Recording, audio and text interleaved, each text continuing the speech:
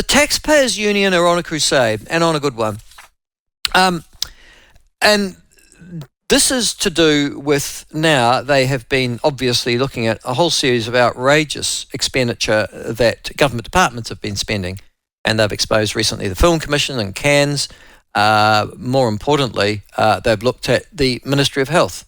And at the same time that they're cutting health services all over the country, getting together 300 of them and some swanky $25 per canapé, per one canapé, sort of swanky conference in Wellington. But they say, the Taxpayers Union, that this is just the tip of the iceberg, and in actual fact, they are persisting with a view that the real trough dippers, they can get the trough dipping and they can find out the element of trough dipping in the public sector in this country, but there is one part that is still immune from that kind of investigation, and it's long overdue that the public know. Joining us to talk about that is Public Affairs Manager for the Taxpayers Union, James Ross, and he joins us now. James, welcome to the show. Your latest tip of the iceberg campaign is actually taking aim at members of Parliament. Why? Morning, Michael. Thanks for having me on. So, as I think you touched on there, we day after day after day we root around and we snuffle around like truffling pigs, digging out waste all across government. But there's one bit where we can't look, and it's the parliamentary service. And frankly, everybody knows the worst. The worst examples of waste are where we can't look, because frankly, if there's no accountability, why would you not? And it's embarrassing that a country such as ours that prides itself on transparency has absolutely no way of holding our MPs and their staff accountable for what they're putting on the expense accounts. Yes, and you've highlighted the fact that Te Pāti Māori MP Debbie Ngārewa-Packer managed to spend almost $40,000 on flights over just 3 months, including, I think, that's a trip to Hawaii. But no details of those particular expenditure have been released by Parliamentary Services. And Debbie Ngārewa-Packer has basically said, piss off, white media, I'll do what I like with that money. That kind of thing is going to lead, surely, to rorting of the worst kind. Yeah, exactly. This is the problem. We asked Parliamentary Service, a couple of journalists asked Parliamentary Service for more information on this, and we were told, on your bike.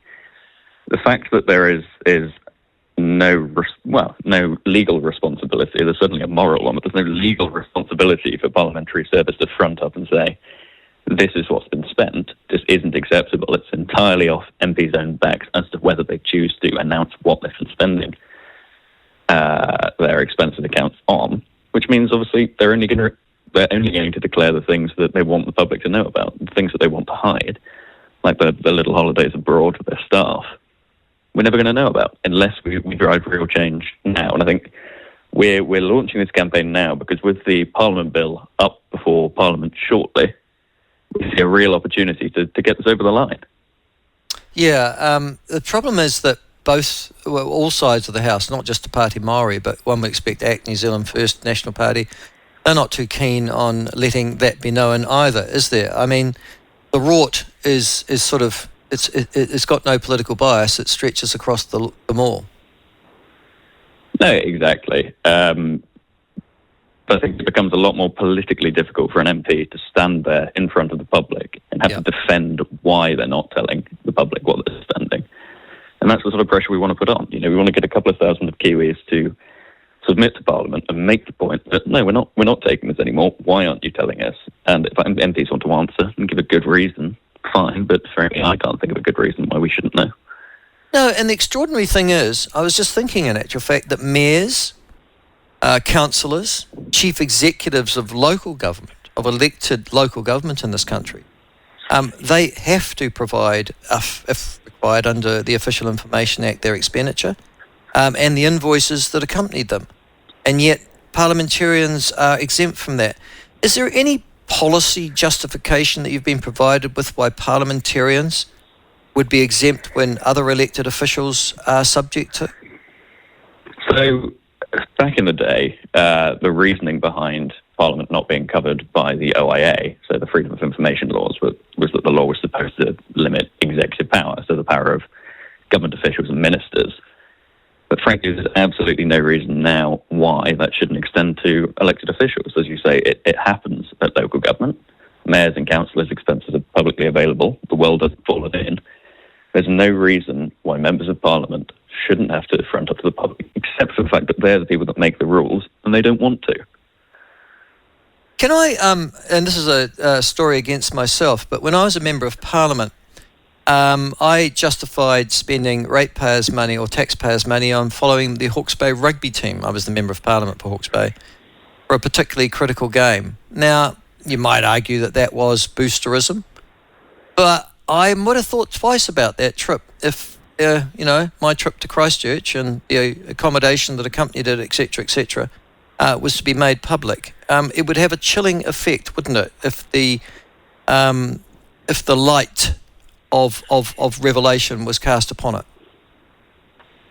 Yeah, exactly. We've heard from leaked sources from ministers in particular that they've, over the years, been talking to their own officials and said, we absolutely can't do that. What will the Taxpayers Union say if they hear about it? That's the sort of chilling effect we're after. And we know for a fact that members of Parliament put things on their expense account that they shouldn't be. There's members who make extremely tenuous claims in order to use the expenses account for party-related business, which shouldn't be happening, but it does.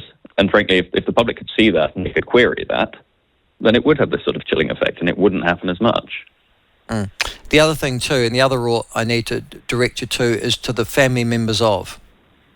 So I'm aware of members of Parliament's spouses and partners who conducted the entirety of their commercial enterprise using the free expenses and free airfares of the New Zealand taxpayer.